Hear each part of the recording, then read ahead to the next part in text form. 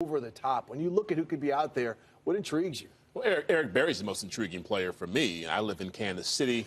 I've seen what he's meant to this franchise. I see the way he raised his game this year.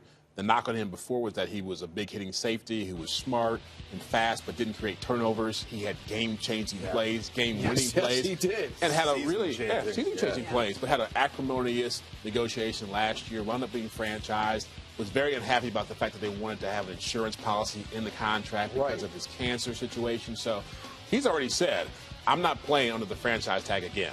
Get a deal done, and in my mind, they have to get a deal done because now you're talking about a locker room that's going to be losing potentially Tamba Hali, potentially Derek Johnson, potentially Jamal Charles. Dontari Poe. And this team is going to belong to Marcus Peters and Travis Kelce. Is there any way, though, being there, is there any way? Because, you know, besides him being a great player, the goodwill Eric Berry has built in that city, is there any way they could let him go?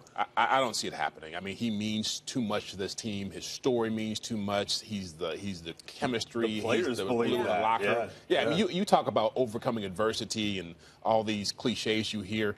He embodies that. So they should get something done. I find it hard to believe they will not. He gets snapped up in 4 seconds. What intrigues you about this market? As we talked about before, a lot of veteran pass rushers, you know, in the market. DeMarcus Ware, and maybe perhaps a team decides to go that route. We saw it work here back in Atlanta with Dwight Freeney, a guy that came in, talked to the rookies, you know, Deion Jones, talking about how much he meant to them in terms of not just teaching them all his spin move like with Vic Beasley, but just teaching them about maybe it being fourth quarter football in December and then it's overtime in January. Little stuff like that maybe a veteran knows about, you know, the length of the season, the grind of the season, that message that he is able to give to them, and also everything that he brought to that organization from a perspective of even Coach Dan Quinn saying